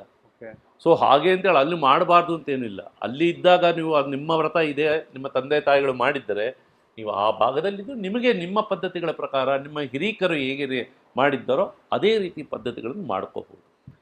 ಅದರಲ್ಲಿ ಯಾವುದೇ ರೀತಿಯಂಥ ಇದಿಲ್ಲ ವ್ಯತ್ಯಾಸ. ಅಂಡ್ ಕೆಲವರಿಗೆ ಈ ಕಳಶದ ಪದ್ಧತಿ ಅದೊಂಥರ ಯಾವಾಗಲೂ ಕಾನ್ಫ್ಲಿಕ್ಟ್. ಕೆಲವರು ಮನೇಲಿ ಪದ್ಧತಿ ಇದ್ರೆ ಮಾತ್ರ ಇಡ್ತಾರೆ ಕಳಶ, ಇಲ್ಲ ಅಂದ್ರೆ ದೇವ್ರ ಫೋಟೋ ಇಟ್ಟು ಮಾಮೂಲಿ ಪೂಜೆ ಮಾಡೋದು. ಇವಾಗ ನಮ್ಮ ಮನೇಲಿ ವ್ರತ ಹಿಡಿದಿಲ್ಲ, ನಾವು ಮಾಡಿಲ್ಲ. ಈಗ ನನ್ನ ಹೆಂಡತಿ ಮನೇಲಿ ವ್ರತ ಹಿಡಿದ್ರು ಅವ್ರು ವ್ರತ ಮಾಡುವರು. ಸೊ ಹಂಗೆ ಒಬ್ಬೊಬ್ರು ಮನೆ ರೀತಿ ಒಂದೊಂಥರ ಇರತ್ತೆ. ಈಗ ಏನು ಅಂತ ಅಂದ್ರೆ ಕಲಶ ಇಡಬಹುದಾ ಯಾರು ಬೇಕಾದ್ರೆ? ಈಗ ಫಾರ್ ಎಕ್ಸಾಂಪಲ್ ಯಾರೋ ಒಬ್ರು ಇಲ್ಲ ನಾನು ಲಕ್ಷ್ಮೀ ಪೂಜೆ ಈ ವರ್ಷದಿಂದ ಮಾಡ್ಬೇಕು ಅಂತಿದ್ರೆ ಏಕಾಏಕಿ ಕಲಶ ಇಟ್ಟು ಪೂಜೆ ಮಾಡಬಹುದಾ? ಖಂಡಿತವಾಗ್ಲೂ ಮಾಡಬಹುದು. ಇದರಲ್ಲಿ ನಿಮಗೆ ಸಂಕಲ್ಪ ಇರಬೇಕು. ವ್ರತವನ್ನು ಮಾಡುವ ಒಂದು ಸಂಕಲ್ಪವನ್ನು ಇಟ್ಟುಕೊಂಡು ಯಾವುದೇ ದೇವರ ಶ್ರದ್ಧಾಭಕ್ತಿಯಿಂದ ಆಚರಣೆಯನ್ನು ಮಾಡಿದರೆ ವ್ರತಾಚರಣೆಯಿಂದ ಪೂರ್ಣ ಫಲ ಎಲ್ಲರಿಗೂ ಇದೆ. ಇದು ಪದ್ಧತಿ ಅನ್ನೋದು ಹೇಗಿತ್ತು ಅಂದರೆ, ಕಾಲಘಟ್ಟಗಳಲ್ಲಿ ಹಿಂದೆ ಅವರವರ ಪರಿಸ್ಥಿತಿಗಳು ಆ ದಿನದ ಸಮಯದಲ್ಲಿ ಆ ರೀತಿ ಅನಾನುಕೂಲಗಳು ಬಹಳವಿತ್ತು. ಈ ದಿನ ಪ್ರತಿಯೊಬ್ಬರಿಗೂ ಅನುಕೂಲವಾಗಿರೋದ್ರಿಂದ ಮಾಡುವ ಆಸೆ ಹಾಗೂ ಶ್ರದ್ಧಾಭಕ್ತಿ, ಅದರಿಂದ ಪ್ರತಿಯೊಬ್ಬರೂ ಈ ವ್ರತವನ್ನು ಶ್ರದ್ಧಾಭಕ್ತಿಯನ್ನು ಮಾಡುವಾಗಿದ್ದರೆ ಖಂಡಿತವಾಗ್ಲೂ ಮಾಡ್ಬೋದು. ತಾಯಿ ಅನುಗ್ರಹ ಇರುತ್ತೆ. ನಾವು ಇಲ್ಲಿ ಮಾಡುವಂಥ ಶ್ರದ್ಧಾಭಕ್ತಿ ಒಂದು ಬಿಟ್ಟರೆ ಬೇರೆ ಇನ್ಯಾವುದು ನಿಮಗೆ ರೀತಿಯಾದಂಥ ಪೂಜಾ ಫಲಗಳು ಇದರಲ್ಲಿಲ್ಲ. ಶ್ರದ್ಧೆ ಮತ್ತು ಭಕ್ತಿ ಇದ್ದರೆ ನಿಮಗೆ ಪೂರ್ಣ ಫಲ ಇದೆ. ಓಕೆ. ಇನ್ನೊಂದು ಸಿಲ್ಲಿ ಅನ್ಸ್ಬೋದು ನಿಮ್ಗೆ, ತುಂಬಾ ಜನ ವರಮಹಾಲಕ್ಷ್ಮಿ ಅಂದ್ರೆ ಮನೇಲಿರೋ ಕಾಯಿನ್ಸು ನೋಟು ಎಲ್ಲ ದೇವ್ರ ಮುಂದೆ ಇಟ್ಟು ಇಲ್ಲ ದೇವ್ರನ್ನ ಅದ್ರ ಮೇಲೆ ಇಟ್ಟು ಪೂಜೆ ಮಾಡ್ತಾರೆ. ಅವ್ರ ಮನೇಲಿರೋ ಒಡವೆ ಎಲ್ಲ ನಾನು ರೇಗಿಸ್ತಿರ್ತೀನಿ ಒಂದ್ಸತಿ, ಯಾರು ಎಷ್ಟು ರಿಚ್ಚು ಅಂತ ಅವ್ರ ಮಹಾಲಕ್ಷ್ಮಿ ಹಬ್ಬದ ದಿನ ಗೊತ್ತಾಗತ್ತೆ ಅಂತ. ಸೊ ಬೇಸಿಕಲಿ ಆತರ ಎಲ್ಲ ಮಾಡಬಹುದಾ ದೇವ್ರ ಅಂದ್ರೆ ತಪ್ಪು. ಇಲ್ಲಿ ವರಮಹಾಲಕ್ಷ್ಮಿನ ಅರ್ಥ ಮಾಡ್ಕೊಳ್ಳಿ. ನೀವು ವರವನ್ನು ಕೇಳಲಿಕ್ಕೆ ಲಕ್ಷ್ಮೀ ಪೂಜೆ ಮಾಡ್ತಾ ಇದ್ದೀರಾ ಇಲ್ಲಿ. ಓಕೆ. ನೀವು ಹಣ ಮತ್ತು ಒಡವೆಗಳು ಇಡಬೇಕಾದಾಗ ನೀವು ಆ ವ್ರತ ಈಗಲ್ಲ, ನಿಮಗೆ ಬರುತ್ತದಲ್ಲ ಆಶ್ವೀಜ ಮಾಸ ಅಮಾವಾಸ್ಯೆ ದಿವಸ ಲಕ್ಷ್ಮೀ ಪೂಜೆ, ಆ ಧನಲಕ್ಷ್ಮಿ ಪೂಜೆ ಆ ದಿನ ಮಾಡಿ. ಓಕೆ. ಆವತ್ತು ಹಣವನ್ನಾಗಲಿ ಒಡವೆಗಳನ್ನಿಟ್ಟು ಆ ದಿನ ಲಕ್ಷ್ಮೀ ಪೂಜೆ ಮಾಡಿ, ಅದು ವಿಶೇಷ. ಇಲ್ಲಿ ವರಮಹಾಲಕ್ಷ್ಮಿಗೆ ಏನಿದ್ರು ಕಳಶವೆಷ್ಟು ಅಷ್ಟೇ ಬಿಟ್ಟರೆ ಅಲ್ಲಿ ದುಡ್ಡಿಡೋದಾಗ್ಲಿ ಆಭರಣಗಳು ಹಾಕೋದಾಗ್ಲಿ ಅವೆಲ್ಲ ಏನು ಇಲ್ಲಿ ಆಚರಣೆ ಇಲ್ಲ. ನಿಮ್ಮ ಕಳಶಕ್ಕೆ ಒಂದು ಆಭರಣ, ಯಾಕೆ ಅಂದ್ರೆ ಸಮರ್ಪಣೆಯಲ್ಲಿ ಆಭರಣ ಇದೆ, ಒಂದು ಆಭರಣವನ್ನು ಹಾಕಬಹುದು. ಬಿಟ್ರೆ ಹಣ ಇಟ್ಟು ಪೂಜೆ ಮಾಡೋದು, ಇಲ್ಲಿ ಆ ಹಣ ಇಟ್ಟಾಗ ನೀವು ವರ ಇಲ್ಲಿ ಕೇಳ್ದಂಗಾಗುತ್ತೆ. ಸೊ ನೀವು ವರ ಕೇಳ್ತಾ ಇದ್ದೀರಾ ಅಂದಾಗ, ನಿಮಗೆ ಬೇಕಾಗಿರೋ ವಸ್ತು ಕೇಳ್ತಾ ಇದೀವಿ ಅಂದಾಗ ನೀವು ಮಾತ್ರ ಆಲ್ರೆಡಿ ಇದೆ ಅಂತ ತೋರಿಸೋ ಪ್ರಯೋಜನ ಏನು ಬರುತ್ತೆ? ಅಂಡ್ ಆಲ್ಸೋ ನಿಮ್ಮ ಹತ್ರ ಇರೋ ಒಡವೆ ಎಲ್ಲ ಹಾಕಿದ್ರೆ ಏನು ಇರೋದು, ಆ ತಾಯಿಗೆ ನೀವು ವರವನ್ನು ಕೇಳಬೇಕಾ, ಇದು ಕೇಳುವಂತ ಪ್ರಶ್ನೆ ಇರೋದಿಲ್ಲ. ಓಕೆ. ಸೊ ದಯವಿಟ್ಟು ಇದನ್ನ ಹಣ ಆಗಲಿ ಆಭರಣಗಳಾಗಲಿ ಅಷ್ಟು ಹಾಕುವಂತ ಇದಿಲ್ಲ. ಯಾಕಂದ್ರೆ ಇಲ್ಲಿ ವರವನ್ನು ಕೇಳೋದಕ್ಕೋಸ್ಕರ ಮಾಡುವಂತ ಲಕ್ಷ್ಮೀ ಪೂಜೆ. ಓಕೆ. ಸೊ ವರ ನೀವು ಕೇಳಿ. ಇನ್ನ ವರಮಹಾಲಕ್ಷ್ಮಿ ವ್ರತ ಅಂದ್ರೆ ಪುರೋಹಿತರೆಲ್ಲ ತುಂಬಾ ಬಿಸಿ ಇರ್ತಾರೆ, ಅವ್ರ ಮನೆ ಪೂಜೆ ಒಪ್ಕೊಂಡು. ಇನ್ ಕೆಲವರು ಯೂಟ್ಯೂಬ್ ಅಲ್ಲಿ ಪೂಜೆ ಮಾಡ್ತಾರೆ.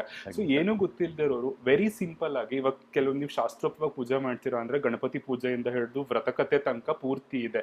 ಆ ಬಾಗಿನಗಳು ಸಮರ್ಪಿಸೋದು ಎಲ್ಲ, ಅದೆಲ್ಲ ಮಾಡಕ್ ಆಗ್ಲಿಲ್ಲ ಅಂತಂದ್ರೆ ವೆರಿ ಸಿಂಪಲ್ ಆಗಿ ಯಾವ ತರ ಮಾಡ್ಬೋದು? ಸಿಂಪಲ್ ಆಗಿ ಏನು ಇಲ್ಲ, ನಿಮಗೆ ಶಕ್ತಿ ಇದ್ದು ಒಬ್ಬ ಪೌರೋಹಿತನ ಕರೆಸಿ ವ್ರತವನ್ನು ಮಾಡಲಿಕ್ಕೆ ಅನುಕೂಲ ಇದೆ, ವ್ರತವನ್ನು ಮಾಡಿ. ಆಗಲಿಲ್ಲವಾ ನಿಮಗೆ ಬರುವಂತಹ ಮಂತ್ರಗಳಿಂದ, ಗಣಪತಿಯ ಒಂದು ಶ್ಲೋಕವೊಂದಿಂದಾಗಲಿ ಲಕ್ಷ್ಮಿಯ ಒಂದು ಶ್ಲೋಕದಿಂದಾಗಲಿ ಶ್ರದ್ಧಾಭಕ್ತಿಯಿಂದ ನೀವು ಆಚರಿಸಿ, ಹೂವು ಅಕ್ಷತೆಯನ್ನು ಇಟ್ಟು ಶ್ರದ್ಧಾಭಕ್ತಿಯಿಂದ ತಾಯಿಯನ್ನು ಆರಾಧನೆ ಮಾಡಿ ನಿಮ್ಮ ಮನಸ್ಸಂಕಲ್ಪ ಪರಿಪೂರ್ಣವಾಗುತ್ತದೆ. ನಿಮಗೆ ಎಲ್ಲರಿಗೂ ವಿದ್ಯೆ ಇದೆ, ಆದ್ದರಿಂದ ಲಕ್ಷ್ಮಿ ಒಂದು ಅಷ್ಟೋತ್ತರವನ್ನು ಹೇಳಿ, ನಿಮಗೆ ಸಹಸ್ರನಾಮ ಹೇಳಲಿಕ್ಕಾದರೆ ಸಹಸ್ರನಾಮ ಹೇಳಿ, ಅರ್ಚನೆ ಬರೀ ಅಷ್ಟೋತ್ತರದಲ್ಲಿ ಒಂದು ಅರ್ಚನೆಯನ್ನು ಮಾಡಿ, ನಿಮಗೆ ಬರುವಂತಹ ಮಂತ್ರಗಳಾಗಲಿ ಶ್ಲೋಕಗಳಿಂದಾಗಲಿ ಆ ತಾಯಿನ ಆರಾಧನೆ ಮಾಡಿ. ನಿಮ್ಮ ಅಕ್ಕಪಕ್ಕದಲ್ಲಿರುವಂಥ ಯಾರೋ ಒಬ್ಬ ಬ್ರಾಹ್ಮಣನಿಗಾಗಲಿ ಒಬ್ಬರಿಗೆ ನಿಮ್ಮ ಶಕ್ತಿ ಇರುವಂಥ ಒಂದು ದಕ್ಷಿಣೆ ಕೊಟ್ಟು ಅವರಿಂದ ಒಂದು ಆಶೀರ್ವಾದವನ್ನು ಪಡೆಯಿರಿ. ಅದರಿಂದ ನಿಮಗೆ ಮಾಡತಕ್ಕಂಥ ವರದ ಪೂರ್ಣ ಫಲ, ವ್ರತದ ಪೂರ್ಣ ಫಲ ಸಿಗುತ್ತೆ. ಓಕೆ ಅಂಕಲ್, ಇನ್ ಕಾಮನ್ ಆಗಿ ನೋಡಿರ್ಬೋದು ಅಂದ್ರೆ ದೋರ ಬಂಧನ ಕಟ್ಕೊಳ್ಳೋದು ಕೈಗೆ. ಅಂದ್ರೆ ಯೂಶಲಿ ಇವಾಗ ಗೌರಿ ಹಬ್ಬ ಎಲ್ಲ ಬಂದ್ರೆ ಮನೇಲಿ ಪೂಜೆ ಮಾಡೋ ಹೆಂಗಸರು, ಭೀಮ್ನ ಅಮಾವಾಸ್ಯೆ ಬಂದ್ರೆ ಪೂಜೆ ಮಾಡೋ ಹೆಂಗಸರು ಕಟ್ಕೋತಾರೆ. ವರಮಹಾಲಕ್ಷ್ಮಿ ಕಾಮನ್ ನೋಡಿರೋದು ಗಂಡಸರು ಮಕ್ಕಳು ಎಲ್ಲರೂ ಕಟ್ಕೋತಾರೆ. ಅದನ್ನ ಕಟ್ಕೋಬೋದಾ? ಬಟ್ ಏನಕ್ಕೆ ಕಟ್ಟೋದು ಅದನ್ನ ಆಕ್ಚುಲಿ ಅಂತ? ದೋರ ಬಂಧನ ಇದಿರೋದು ಅಂತ ಹೇಳಿದ್ರೆ ಒಂದು ವ್ರತ ಆಚರಣೆಯನ್ನು ಮಾಡುತ್ತೇವೆ. ಈ ದೋರ ಬಂಧನವನ್ನು ಹೆಂಗಸರಿಗೆ ಮಾತ್ರವೇ ಇದರಲ್ಲಿ ಇರುವಂಥದ್ದು, ಈ ವ್ರತಾಚರಣೆಗಳಲ್ಲಿ. ಸೊ ಹೆಂಗಸರಿಗೆ ಮಾತ್ರ ದೋರ ಬಂಧನ ಇರೋದು. ಅಂದರೆ ಈ ವ್ರತವನ್ನು ನಾನು ಈ ದಿನ ಆಚರಿಸಿದ ಮೇಲೆ ಅದಕ್ಕೆ 16 ಗಂಟುಗಳು 12 ಗಂಟುಗಳು ಹಾಕಿರುವಂಥವರ ಗಂಟುಗಳಲ್ಲಿ ಹಾಕಿ ನಾವು ಒಂದೊಂದು ಗಂಟೆಗೂ ಒಂದೊಂದು ಲಕ್ಷ್ಮಿಯನ್ನು ಇಟ್ಟು ಅದಕ್ಕೆ ಆ ಗಂಟೆಗೆ ಪೂಜೆಯನ್ನು ಮಾಡಿರ್ತೀವಿ. ಆ ತಾಯಿ ಆವಾಹನೆ ಆಗಿರ್ತಾರೆ. ಅದರ ಒಂದು ದಾರವನ್ನು ಹೆಂಗಸರು ಅದನ್ನು ಕಟ್ಟಿಕೊಂಡು ಅವರು ಯಾವ ಜೀವ ದೀರ್ಘ ಸೌಮಂಗಲವಾಗಿರಬೇಕಮ್ಮ, ಪುತ್ರ ಪೌತ್ರ ವಂಶಾಭಿವೃದ್ಧಿ ಆಗಬೇಕು ಅಂತ ಒಂದು ಪ್ರಾರ್ಥನೆ ಮಾಡಿ ಆ ದಾರವನ್ನು ತನ್ನ ಧಾರಣೆಯನ್ನು ಬಲಗೈಗೆ ಧಾರಣೆ ಮಾಡ್ತಕ್ಕದ್ದು. ಗಂಡಸರಾಗಲಿ ಮಕ್ಕಳಾಗಲಿ ಇದರಲ್ಲಿ ಯಾರಿಗೂ ದಾರವಿಲ್ಲ, ಹೆಣ್ಣಿಗೆ ಮಾತ್ರ ಇರೋದು. ಇದು ಅವರವರು ಕೆಲವರು ಅಭ್ಯಾಸಗಳು, ಕೆಲವರು ಪೌರೋಹಿತರು ಮಾಡಿಸಿರುವಂಥದ್ದು. ಸೊ ಅದರ ಬಗ್ಗೆ ಸಂಕ್ಷಿಪ್ತವಾಗಿ ಯಾವುದೂ ಇಲ್ಲ. ಆಮೇಲೆ ಈಗ ಲಕ್ಷ್ಮಿ ಇಡಕ್ಕೆ ಒಂದು ಪ್ರೊಸೀಜರ್ ಇದೆ ಅಂಕಲ್. ಮಂಟಪ ಹೆಂಗಿರ್ಬೇಕು? ಕೆಲವ್ರು ನೋಡಿರ್ಬೋದು ಮನೆ ಫುಲ್, ನಾನು ಹೇಳ್ತಿದ್ದೆ ನಿಮ್ಗೆ ಹೆಂಗಿರುತ್ತೋ ಕಾಸಿಗೆ ತಕ್ಕಷ್ಟು ಕಜಾಯ ಅಂತ ಅನುಕೂಲವಾಗೋಂಗೆ. ಸಿಂಪಲ್ ರೂಲ್ಸ್ ಏನು? ಸಿಂಪಲ್ ಆಗಿ ಏನೂ ಇಲ್ಲ. ಮನೆಯಲ್ಲಿ ನಿಮಗೆ ಪೂರ್ವ ದಿಕ್ಕಿನಲ್ಲಾಗಲಿ ಉತ್ತರ ದಿಕ್ಕಿಗೆ, 2 ದಿಕ್ಕಿನಲ್ಲಿ ಅಮ್ಮನವರು ಕಾಣುವಂತಹ ನಿಮಗೆ ಸ್ಥಳ ಇರುವ ಜಾಗದಲ್ಲಿ ಕ್ಲೀನವಾಗಿ ರಂಗೋಲೆ ಹಾಕಿ ಒಂದು ಮಣೆ ಇಟ್ಟು, ಮಣೆಯ ಮೇಲೆ ಒಂದು ಅಷ್ಟದಳ ಪದ್ಮವನ್ನು ಹಾಕಿ, ಅದರ ಮೇಲೆ ಅಕ್ಕಿಯ ಮೇಲೆ ಒಂದು ಕಳಶವನ್ನಿಟ್ಟು ನಿಮ್ಮ ಶಕ್ತಿ ಅನುಸಾರವಾಗಿ ವ್ರತಾಚರಣೆ ಆಚರಿಸಿದ್ರೆ ಸಾಕು. ಓಕೆ. ನಿಮ್ಮ ಅನುಕೂಲ ತಕ್ಕಂತೆ ನಿಮ್ಮ ಇದಕ್ಕೆ ಹೇಗೆ ಬೇಕೋ ನಿಮ್ಮ ಅಲಂಕಾರಗಳನ್ನು ನೀವು ಮಾಡ್ಕೋಬಹುದು, ಅದರಲ್ಲಿ ಏನೂ ಅಭ್ಯಂತರವಿಲ್ಲ. ಓಕೆ. ಕಳಶ ಇಡುವುದು, ಕಳಶಕ್ಕೆ ಪೂಜೆ ವಿಶೇಷ. ಒಂದು ಮಣೆಯ ಮೇಲೆ ಕಳಶವನ್ನಿಟ್ಟರೆ ಆಯಿತು. ಓಕೆ, ಈಗ ಆಹ್ವಾನ ಆಯ್ತು, ಪ್ರಾಣ ಪ್ರತಿಷ್ಠಾಪನೆ ಆಯ್ತು, ವಿಸರ್ಜನೆ ಮಾಡೋದು ಹೆಂಗೆ? ಅದಿನ್ನ ಒಂಥರ ಹೆಂಗೆ ಇರುತ್ತೆ, ಎಲ್ಲ ಪೂಜೆ ಮಾಡಿರ್ತಾರೆ, ನಾಳೆ ಬೆಳಗ್ಗೆ ಎದ್ದು ಮುಖ ತೊಳೆದ್ಬಿಟ್ಟು ಎಲ್ಲ ಒಂದೊಂದೇ ತೆಗ್ದಿರ್ತಾರೆ. ಸೊ ಅಂದ್ರೆ ಇದಕ್ಕೆ ನಾನು ಯಾಕೆ ಹೇಳ್ತಿದ್ದೀನಿ ಅಂದ್ರೆ, ಒಬ್ರನ್ನ ಆಡ್ಕೊಳ್ಳೋಕೆ ಅಂತಲ್ಲ, ಮಾಡ್ತಿರೋದನ್ನ ತಪ್ಪಾಗಬಾರ್ದು, ಖಂಡಿತ, ಮಾಡ್ತಿರೋದನ್ನ ಖಂಡಿತ, ಕರೆಕ್ಟ್ ಆಗಿ ಮಾಡ್ಬೇಕು. ಅಂದ್ರೆ ಖಂಡಿತ. ದೇವರ ವಿಷಯದಲ್ಲೆಲ್ಲ ಕೆಲವೊಂದೆಲ್ಲ ಹೌದು. ಸರಿ ಗೊತ್ತಿಲ್ಲದೆ ಮಾಡಬಾರ್ದು, ಎಜುಕೇಶನ್ ಇಲ್ಲ. ಮಾರನೇ ದಿವಸ ಕೂಡ ನೀವು ಬೆಳಿಗ್ಗೆ ಎದ್ದು ಸ್ನಾನವನ್ನು ಮಾಡಿ ಹಾ ಮತ್ತೆ ದೇವರಿಗೆ ದೀಪವನ್ನು ಹಚ್ಚಿ ಹಾ ಮತ್ತೆ ಷೋಡಶೋಪಚಾರ ಪೂಜೆ ಮಾಡಿ ಒಂದು ತಾಯಿಗೆ ಒಂದು ನೈವೇದ್ಯವನ್ನು ಮಾಡಿ, ಕನಿಷ್ಠ ಪಕ್ಷ ಒಂದು ಪರಮಾನ್ನವನ್ನಾದರೂ ಮಾಡಿ ಆ ತಾಯಿಗೆ ನೈವೇದ್ಯವನ್ನು ಮಾಡಿ, ಆ ಬಳಿಕ ತಾಯಿ ನಾವು ಕೇಳಂತ ವರನ್ನು ಕೊಡು ಅಂತ ಕೇಳಿ ಆ ತಾಯಿಯನ್ನು ಬೀಳ್ಕೊಡ್ಬೇಕು. ಕಳಶವನ್ನು ಕದಲಿಸಿ ಆ ಬಳಿಕ ಅದರಲ್ಲಿರುವಂಥ ಪ್ರಸಾದವನ್ನು ಆ ಬಳಿಕ ಅವರ ಸಮಯದಲ್ಲಿ ನೋಡಿ ಸ್ವೀಕರಿಸ್ಕೊಂಡ್ರೆ ಆಯ್ತದೆ. ಅಂಡ್ ಈ ದಾರ ಎಷ್ಟು ದಿನ ಕೈಯಲ್ಲಿರ್ಬೇಕು ಅಂತ? ಈ ದಾರವನ್ನು ನಾವು ಗೌರಿ ಹಬ್ಬದವರೆಗೂ ಇಟ್ಕೊಳ್ತಾರೆ. ಕೆಲವರಿಗೆ ಗೌರಿ ಹಬ್ಬದ ಒಂದು ಆಚರಣೆ ಇರಲ್ಲ. ಇರೋದಿಲ್ಲ. ಅದರಿಂದ ಈ ಶ್ರಾವಣ ಮಾಸ ಮುಗಿಯುವವರೆಗೂ ಇಟ್ಟುಕೊಂಡು ಶ್ರಾವಣ ಮಾಸ ಮುಗಿದ ಮೇಲೆ ಅದನ್ನು ಗೌರಿ ಹಬ್ಬ ಪ್ರತಿಯೊಬ್ಬರಿಗೂ ಇರುತ್ತೆ, ಇಲ್ಲದೇ ಇದ್ದರೂ ಕೂಡ ಗೌರಿ ಹಬ್ಬ ಆದ ಮೇಲೆ ಗಣಪತಿ ಹಬ್ಬದ ವಿಸರ್ಜನೆಗಳ ಸಮಯದಲ್ಲಿ ಅದರ ದಾರವನ್ನು ವಿಸರ್ಜನೆ ಮಾಡಿ, ಇಲ್ಲ ನದಿಯಲ್ಲಿಯೋ ಇಲ್ಲ ನೀರಿನಲ್ಲಿಯೋ ಇಲ್ಲ ಅಂದರೆ ಅರಳಿ ಕಟ್ಟೆಯಲ್ಲಿ ಅದನ್ನು ಆ ದಾರವನ್ನು ವಿಸರ್ಜನೆ ಮಾಡ್ತಾರೆ. ಆಮೇಲೆ ಲಕ್ಷ್ಮೀ ಚಂಚಲೆ ಎಲ್ರ ಮನೆಗೂ ಬರಲ್ಲ ಹಂಗೆ ಅಂತ ಅಂತಾರೆ. ಕೆಲವ್ರದ್ದು ವಾದ ಏನು ಅಂದ್ರೆ, ಅವ್ರೊಂದು ಪೂಜೆ ಮಾಡಲ್ಲ, ದೇವ್ರಿಗೆ ಕೈ ಮುಗಿಯಲ್ಲ, ಅವ್ರ ಮನೆ ಲಕ್ಷ್ಮಿ ಕಾಲ್ ಮುರ್ಕೊಂಡು ಕೂತಿರ್ತಾಳೆ, ನಾವು ಅಷ್ಟು ಮಾಡಿದ್ರು ನಮಗೆ ಬರಲ್ಲ ಅಂತ. ಏನು ಅಂಕಲ್, ಲಕ್ಷ್ಮಿ ಎಲ್ಲರೂ ಹೊಲಿಸ್ಕೋಬೋದಾ? ಅದಕ್ಕೆ ಅಂತ ಸರ್ಕಸ್ ಮಾಡ್ಬೇಕಾ? ಕೆಲವ್ರಿಗೆ ಏನೂ ಮಾಡಲ್ಲ, ಪ್ರಯತ್ನ ಪಡ್ದೇನೆ ಅವ್ರಿಗೆ ಲಕ್ಷ್ಮಿ ಹೊಲ್ದಿರ್ತಾಳೆ, ತುಂಬಾ ಚೆನ್ನಾಗಿರ್ತಾಳೆ, ಯಾಕೆ ಅಂತ? ಅದು ಕರ್ಮಕ್ಕೆ ಸಂಬಂಧಪಟ್ಟಂಥದ್ದು.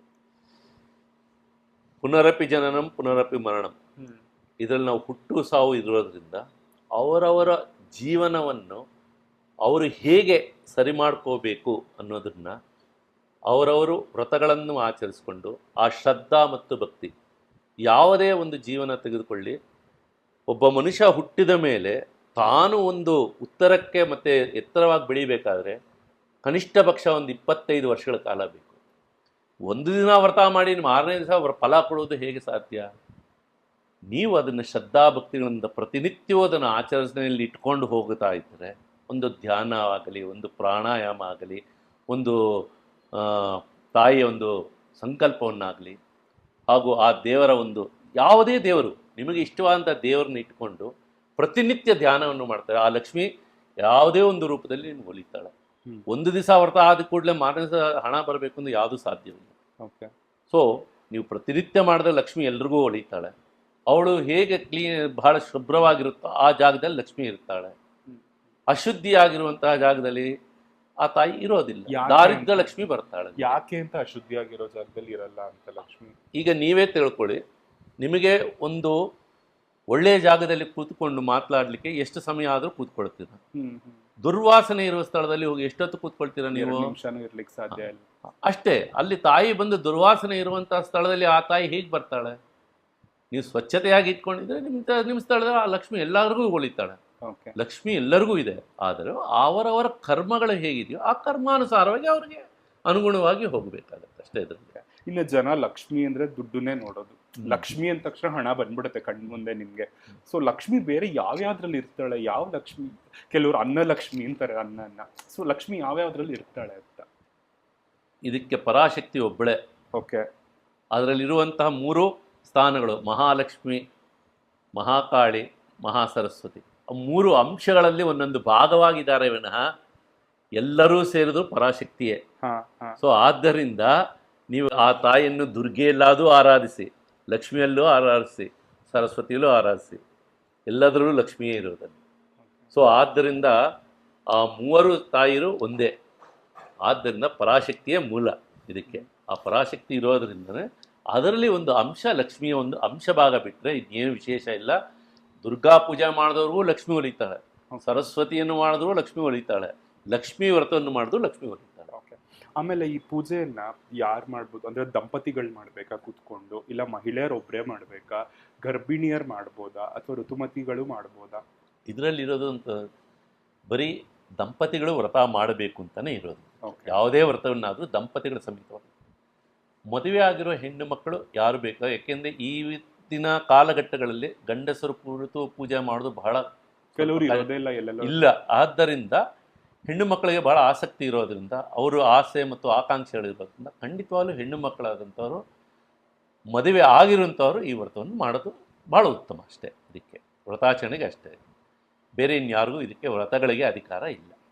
ಗೃಹಸ್ಥಾಶ್ರಮ ಆಗಿರಬೇಕು, ಅವರಿಗೆ ಮಾತ್ರ ಅಧಿಕಾರ. ಮದುವೆ ಆಗದಿರೋ ಮದುವೆ ಆಗದೇ ಇರೋ ಹೆಣ್ಣು ಮಕ್ಕಳಿಗೆ ವ್ರತವನ್ನು ಮಾಡ್ತಾರೆ ಪಾಪ, ಬಟ್ ಅವ್ರ ಆಸೆಗಳಿಗೆ ಓಕೆ, ಆದರೆ ಅದರಿಂದ ಫಲಗಳನ್ನು ಅಪೇಕ್ಷಿಸೋಕ್ಕಾಗಲ್ಲ.